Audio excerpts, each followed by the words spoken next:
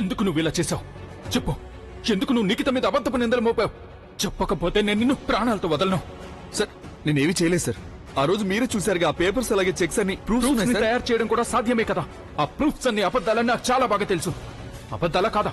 నాకు నిఖిత మీద పూర్తి నమ్మకం ఉంది. ఆ రోజు రాత్రి కూడా ఉంది. కానీ నీ మాటలు నమ్మి నేను తనని నమ్మకుండా తప్పు చేశాను. చెప్పు. సార్ నేనేవి చేయలేదు సార్. నిఖిత మిమ్మల్ని మోసం చేసింది. అబద్ధం. మళ్ళీ అబద్ధం చెప్తున్నావు నువ్వు. ఒకవేళ నన్ను మోసం చేస్తుంటే తను ఊరు వదిలేసి ఎందుకు వెళ్ళిపోతుంది? నిజానికి మోసం తనకి జరిగింది. ఎందుకంటే హానెస్టీకి ఇదే తనకి దక్కిన బహుమానం. తనకి బాధ కలిగింది. తన ఫ్యామిలీ ఎంతో బాధపడింది. అందుకే ఈ ఊరు వదిలేసి వెళ్ళిపోయారు వాళ్ళంతా. ఒకవేళ వాళ్ళు కూడా నీలాగా పరువు మర్యాద లేని వాళ్ళైతే అప్పుడు ఇదే ఊర్లో ఉంటూ మరో ఫ్రాడ్ చేసేవాళ్ళు. ఎందుకు నువ్వు ఇలా చేసావు చెప్పు. నీ కారణంగా నేను నిఖితని అనుమానించాను. వాళ్ళ అమ్మ ఆవిడికి నా మీద ఎంతో నమ్మకం ఉండేది. నీ కారణంగా ఆవిడ కూడా నన్ను తప్పుగా అనుకున్నారు. ఇప్పుడు నీ కారణంగా నేను ఒక స్నేహితురాల్ని కోల్పోయాను. ఒక ఫ్యామిలీని కోల్పోయాను. ఆ ఫ్యామిలీని నేను నా ఫ్యామిలీగా అనుకుంటూ వచ్చాను. ఇప్పుడు చెప్పు. లేకపోతే సార్ నేను మీకు చెప్తాను, ఆగండి సార్. నేను మీకు అసలు నిజం చెప్పేస్తాను సార్. సార్ మీరు సరిగ్గా చెప్తున్నారు సార్. నిఖిత పూర్తిగా నిర్దోషి సార్. సార్ ఆ పేపర్స్, ఆ ఆధారాలు, ఆ చెక్స్ అవన్నీ, ఆ బ్యాంక్ అకౌంట్స్ అన్ని నకిలీవి సార్. ఆ సిచ్యువేషన్ కూడా నకిలీ సార్. ఆ సిచ్యువేషన్ అలా క్రియేట్ చేశారు. అప్పుడు నింద మొత్తం తన మీద వేసి మేము తనని ఇరికించాలని అలా చేశాం. మీరు కాంట్రాక్ట్ లో సైన్ చేయాలని తను కోరుకోలేదు సార్. సార్ ఆవిడ మీ దగ్గర కాంట్రాక్ట్ మీద సైన్ చేయించడానికి రాలేదు. ఆ కాంట్రాక్ట్ లో ఏం రాసిందో తనకు తెలియదు కూడా. ఆ పేపర్స్ అన్ని నువ్వే తయారు చేసావు కదా? లేదు సార్. సార్ ఆ పేపర్స్ నేను తయారు చేయలేదు సార్. సార్ అది షట్ అప్.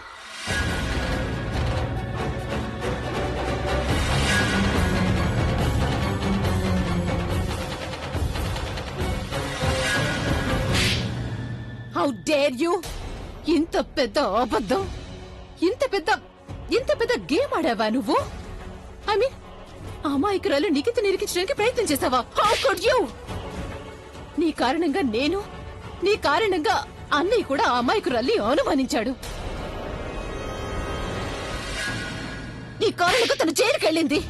నీ కారణంగా ఒక ఇన్నోసెంట్ అమ్మాయి జైలుకు వెళ్ళింది. ఇక నీ కారణంగా నీకు కాదు, మొత్తం ఈ కంపెనీకి చెడ్డ పేరు వచ్చింది. How could you! How dare you!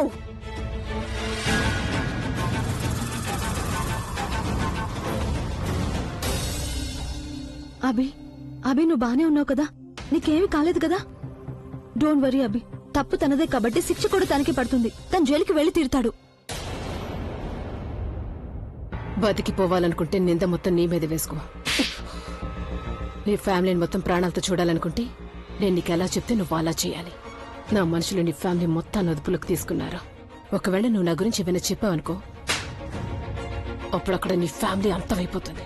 నా ఫ్యామిలీని ఏవి చేయకండి. నేను వాళ్ళని ఏం చేయకూడదనుకుంటే నేను ఎలా చెప్తే అలా చెయ్యి. అప్పుడు నీ ఫ్యామిలీ క్షేమంగా ఉంటుంది, బహుమానం కూడా దక్కుతుంది. అసలు నిజమేంటో అందరికీ చెప్పు. పద చెప్పు. నువ్వు అసలు ఎందుకు ఇలా చేసావో అందరికీ చెప్పు. అందరికీ నిజం చెప్పు. సార్ తప్పంతా నాదే సార్. ఆ ఫేక్ పేపర్స్, ఆ ఫేక్ చెక్స్, ఆ ఫేక్ బ్యాంక్ అకౌంట్స్ అన్ని నేనే తయారు చేయించాను సార్. నేను డబ్బు కోసం షార్ట్ కట్ లో వెళ్ళాలనుకున్నాను. అందుకనే నేను నిఖితని ఇరికించాను. కానీ నిఖితని ఎందుకు? తను వదిలే. ఒకవేళ తనకి ఏదైనా జరిగిందంటే నువ్వు తన్ని చంపడానికి ట్రై చేసావని పోలీసులకి కంప్లైంట్ చేస్తాడు. ఒకవేళ తను తప్పించుకుంటే అప్పుడు మనం నిఖితాని నిర్దోషిగా నిరూపించడం కుదరదు. ప్లీజ్ అన్నయ్య, control, relax, let me handle this. Security, ఇతన్ని పట్టుకోండి. పోలీసులు వచ్చేంత వరకు ఇతన్ని ఎక్కడికి వెళ్ళవకండి. మిస్టర్ పవాన్ ఎక్కడున్నారు? పోలీసులు పిలవండి. Call the cops. అలాగే మ్యామ్. Please ma'am. అభి, పోలీసులకి ఫోన్ చేయాల్సిన అవసరం ఏం లేదు. అన్నయ్య వెళ్ళిపోయిన తర్వాత తను వదిలేయండి. కానీ మ్యామ్, నేను మీకేం చేయమని చెప్తానో అదే చెయ్యండి. పోలీసులకి ఫోన్ చేయాల్సిన అవసరం ఏమాత్రం లేదు. Let him go.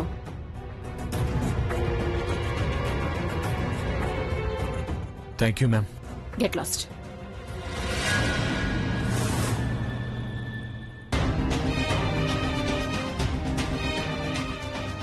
Are you okay?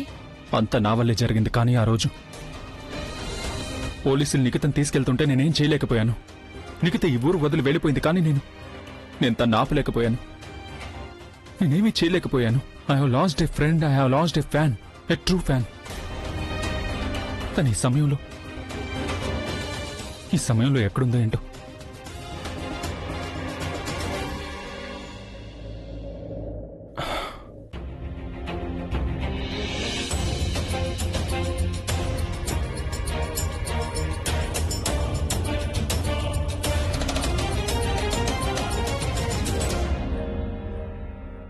ఇక్కడ ఏం జరుగుతోంది? మీరు రోజంతా కూడా ఇంట్లో ఊరికే విశ్రాంతి తీసుకుంటూ ఉంటారు. అన్ని పనులు నేనేగా చేస్తున్నాను. అందుకని నాకైతే తెలుసు ఈ ఇంట్లో ఏం జరుగుతుంది, ఏమైందని. అలాగా? ఒకవేళ నీకు తెలిస్తే దాని గురించి నాకు చెప్పొచ్చు కదా. కానీ నేనెందుకు చెప్పాలి మీకు? అంటే కష్టం మాత్రం నేను పడాలి, కానీ ఫలితం మీరు పొందుతూ ఉంటారా? అత్తయ్య, ఒకవేళ మీరేదైనా కబురు నా నుంచి తెలుసుకోవాలనుకుంటే గనక అప్పుడు దానికోసం మీరు నాకు ప్రైజ్ ఇవ్వాల్సి ఉంటుంది, లంచం. ఇక్కడ ఇంట్లో అందరూ సమస్యల్లో ఉన్నారు, బాధపడుతున్నారు. కానీ మీ ఇద్దరికి ఈ గుసగుసలు షరతులు ఎప్పటికీ అంతం కావా? ఇవన్నీ మీరు తర్వాత మాట్లాడుకోవచ్చు. అమ్మా, భోజనం వడ్డించు, ఆకలిగా ఉంది. ఈ రోజు మనం కాస్తలో తప్పించుకున్నాం.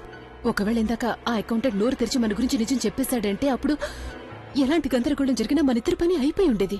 ఇది చాలా మంచి విషయం కదా ఆలియా. మనం ప్రజ్ఞని ఇంటి నుంచి పంపించాలనుకున్నాం, కానీ తను ఏకంగా ఈ ఊరే వదిలేసి వెళ్ళిపోయింది. అది కూడా ఎప్పటికీ తిరిగి రాకుండా వెళ్ళిపోయింది. ఎవరినైనా ఇంతగా ఇన్సల్ట్ చేస్తే తను మళ్ళీ ఏ మొహం పెట్టుకుని ఇంట్లో అడుగు పెడుతుంది? నువ్వే చెప్పు. అన్నయ్య లైఫ్ నుంచి శాశ్వతంగా వెళ్ళిపోయింది. ఇక తను మనకి ఎప్పటికీ అడ్డుగా రాలేదు. అలాగే తన సోకాల్డ్ కుంకుమ, అలాగే తన మంగళసూత్రం కూడా మనల్ని ఎలాంటి ఇబ్బంది పెట్టవు కదా. యాక్చువల్లీ చెప్పాలంటే victorious day for us and it calls for a celebration, sweetheart. Yes, real celebration అయితే ఈ రోజు జరుపుకోవాలి. నువ్వు నాతో ఏమని చెప్పావు? తన్నింటికి తిరిగి తీసుకొస్తానన్నావు, కానీ ఎలాగైతే వెళ్ళావు అలాగే ఒంటరిగా తిరిగి వచ్చావు. ఇచ్చిన మాట నిలబెట్టుకోలేదు. నానమ్మ, నీకే కాదు, నాకు నేను చేసుకున్న ప్రమాణాన్ని కూడా నిలబెట్టుకోలేకపోయాను. ఇక ఇప్పుడు తను మనకి చాలా దూరంగా వెళ్ళిపోయింది అవి. అది కూడా ఎప్పటికీ శాశ్వతంగా వెళ్ళిపోయింది. చాలా చక్కటి అమ్మాయి, ఎంతో మంచిది, చాలా అమాయకురాలు. తను ఎవరికేం అన్యాయం చేసింది అసలు? ముందేమో తను జైలుకి వెళ్లాల్సి వచ్చింది, ఆ తర్వాత ఊరే వదిలి వెళ్ళిపోయింది. ఇదంతా కూడా మన కళ్ళ ముందే జరిగిపోయింది, కానీ మనం ఏమీ చెయ్యలేకపోయావు. నానమ్మ, నువ్వు ప్లీజ్ టెన్షన్ పడకుండా ఉండు. నానమ్మ, నేను ఉన్నాను కదా. తను ఎక్కడున్నా సరే నేను వెళ్ళి తన్ని నీ దగ్గరికి, నా దగ్గరికి, మన దగ్గరికి తీసుకొస్తాను. నేనిప్పుడు నిజంగా రియలైజ్ అయ్యాను నానమ్మ, తను మన లైఫ్ లో, ముఖ్యంగా నా లైఫ్ లో ఎంత ఇంపార్టెంట్ అని. డోంట్ వరీ, నేనున్నాను కదా. థ్యాంక్ గాడ్, తను నీ లైఫ్ లో ఎంత ఇంపార్టెంటో ఎప్పటికైనా రియలైజ్ అయ్యావు. ప్రవీణ్, తను నాకు ఇంపార్టెంటే కానీ ఇప్పుడు నాతో లేదు కదా. నేను చాలా లేట్ చేశాను ప్రవీణ్. ఏమాత్రం లేట్ చేయదు. నానమ్మ మనకేమని చెప్తుంటుంది? ఎప్పుడు లేస్తే అప్పుడే తెల్లారినట్టు. ఇప్పటికీ ఏం మించిపోలేదు అభి. నీకు కావాలంటే ఇప్పుడు కూడా వెతకచ్చు.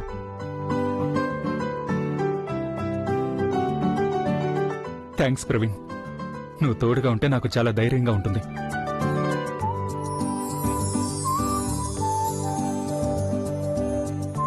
పద.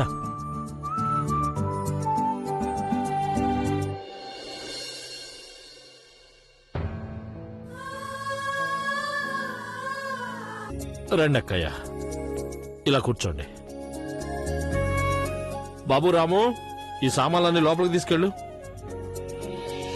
అక్కయ్య, ఎందుకు రావటానికి ఇంత ఆలస్యమైంది? ట్రైన్ లేట్ అయింది, అందువల్ల రావడం లేట్ అయింది. సరే, పర్లేదులే. ఎప్పుడొస్తే ఏంటి, వచ్చారు కదా. భోజనం అయితే సిద్ధంగా ఉంది. మీరందరూ కూడా ఫ్రెష్ అయ్యి వచ్చి హాయిగా భోజనం చేయండి. నేనైతే ఇంతకు ముందే తినేశాను.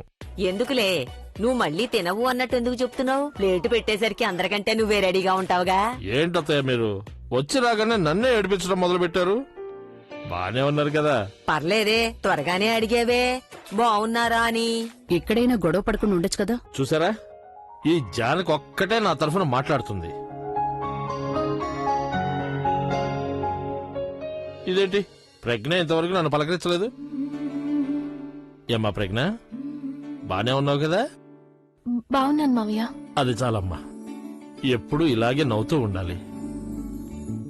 అయినా ఇదేంటి, నీ భార్య పిల్లలు ఎవరూ కనిపించట్లేదేంటి?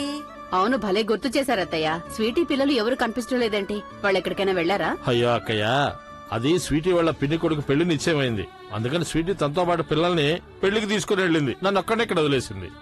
నువ్వు ఇక్కడే ఉండిపోయి ఉంటావు. ప్రజ్ఞ, నువ్వు అలసిపోయి ఉంటావు కదా, వెళ్ళు. లోపలికి వెళ్ళి కాసేపు విశ్రాంతి తీసుకో. వెళ్ళు.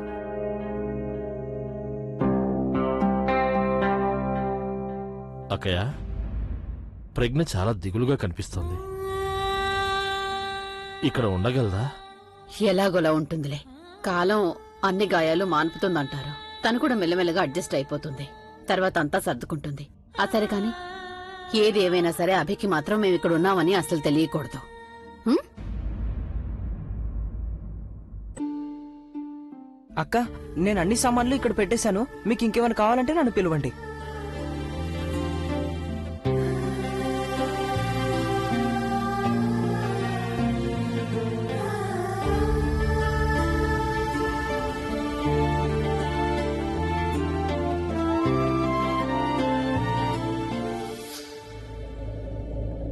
గది మొత్తం ఎలా తయారు చేశారో చూడు.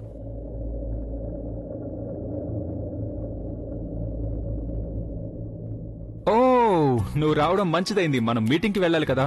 మీటింగ్ కోసం వెళ్ళడం ఏంటి సార్? అసలు మీరు ఈ గది మొత్తం ఎందుకు ఇలా తయారు చేసి పెట్టారు? గది మొత్తం ఎంత గందరగోళంగా ఉందో చూడండి. గందరగోళం ఏంటి? ఇవన్నీ నా బట్టలే కదా. నేను కన్ఫ్యూజ్ అయ్యాను మీటింగ్ కోసం నేను ఏం వేసుకోవాలో ఏంటని.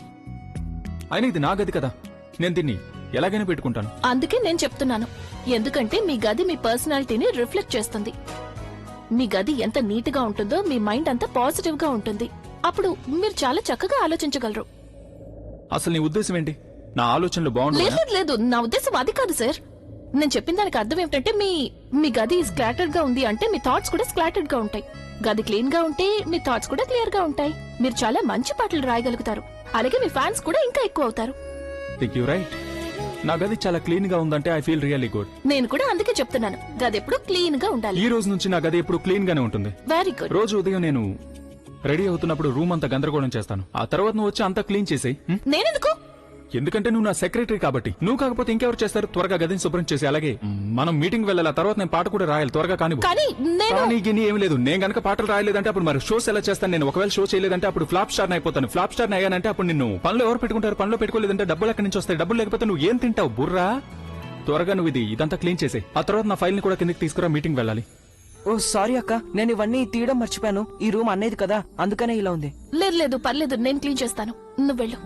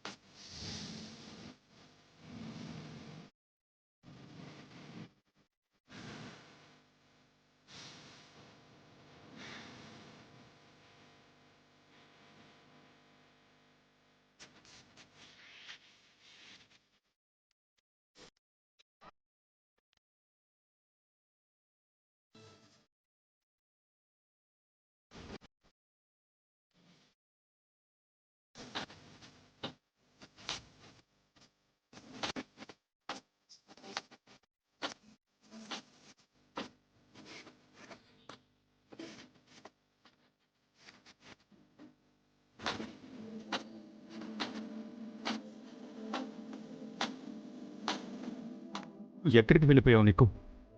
నువ్వు ఎప్పుడు నా ఫ్రెండ్ లాగా ఎప్పుడు నాకు తోడుగా ఉంటావని చెప్పావు. 2 రోజులు తోడుగా ఉన్నావంతే. ఇప్పుడు ఒంటరిగా వదిలి వెళ్ళిపోయావు. నీకు తెలుసా నువ్వు లేకపోతే నేను ఎంత ఒంటరిగా ఫీల్ అవుతున్నాను? నాకేం తోచట్లేదు. ఏం చేయాలో తెలియట్లేదు. ఏం తినాలో తెలియట్లేదు. అసలు ఏమీ అర్థం కావట్లేదు. ఎవరితో మాట్లాడాలి, ఎవరిని కలవాలని కూడా తెలియట్లేదు. నువ్వు నన్ను వదిలేసి అలా ఎలా వెళ్ళిపోయావు? నేను నీ మీద చాలా కోపంగా ఉన్నాను. నువ్వు నాకు కనిపిస్తే నేను నీతో అస్సలు మాట్లాడను. ముందు తిడతానా, తర్వాత అడుగుతాను. నా వల్ల తప్పు జరిగితే నువ్వు నన్ను తిట్టాల్సింది కదా. నాకు దూరంగా వెళ్లాల్సిన అవసరం ఏమొచ్చిందని. నువ్వు నాకు చాలా పెద్ద శిక్ష వేశావు.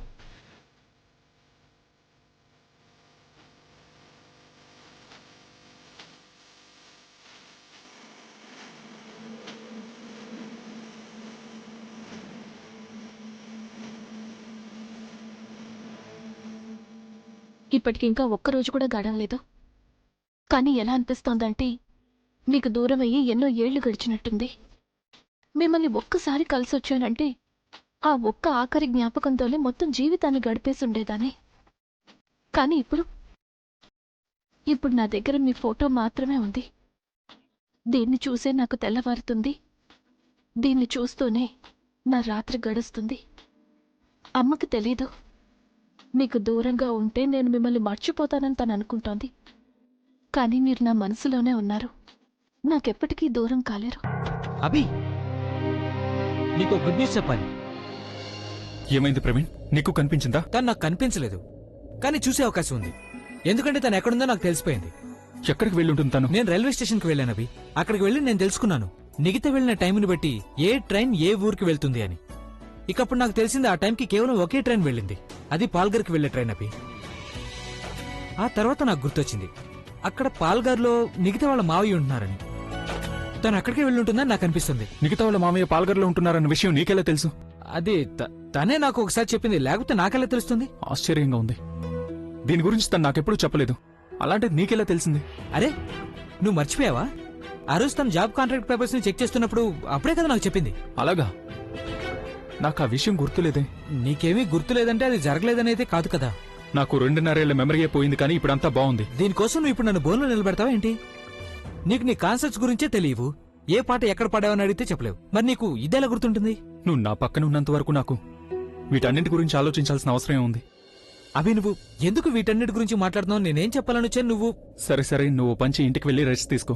రేపు మనం పాల్కర్కి బయలుదేరి వెళ్దాం. అక్కడే ఫుగ్గి కోసం వెతుకుదాం. ఓకే? ఏంటి ఏమన్నావు నువ్వు? ఎవరిని వెతకాలన్నావు? ఫుగ్గి. ఏంటో ప్రవీణ్, ఈ పేరు నా మైండ్లోకి ఎలా వచ్చిందో నాకు తెలియట్లేదు, కానీ ఈ పేరు తనకి చక్కగా సూట్ అవుతుంది. రేపు మనం వెళ్లి తను కలిసినప్పుడు నా మీద కోపంతో తన ముఖం చాలా ఉబ్బిపోతుంది. అప్పుడు తను గాలి నింపిన బెలూన్లా అనిపిస్తుంది కదా, అందుకే ఫుగ్గి. సరే, ఓకే. నేను నీకు రేపు ఉదయం లేవగానే ఫోన్ చేస్తాను. మనిద్దరం కలిసి ఇక్కడి నుంచి బయలుదేరదాం. Good night. అప్పుడప్పుడు నువ్వు అసలు ఏవీ మర్చిపోలేదనిపిస్తుంది అభి, కానీ అదే నిజమైతే బాగుండు.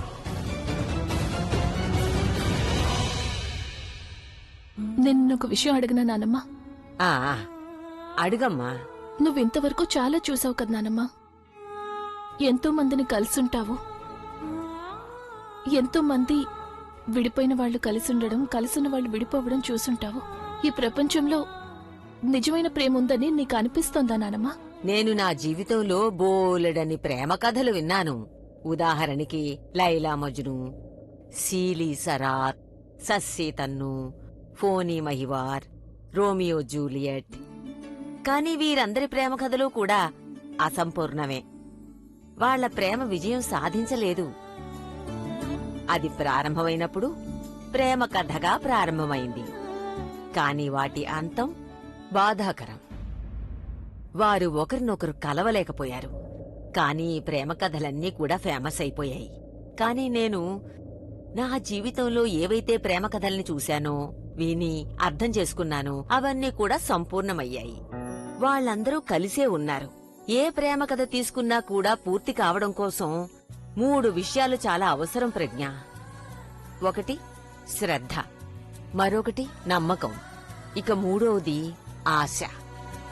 మనం ఎవరినైనా సరే మనస్ఫూర్తిగా కోరుకుంటే వాళ్ళు మనకి దక్కుతారనే నమ్మకం మనకుండి తీరాలి.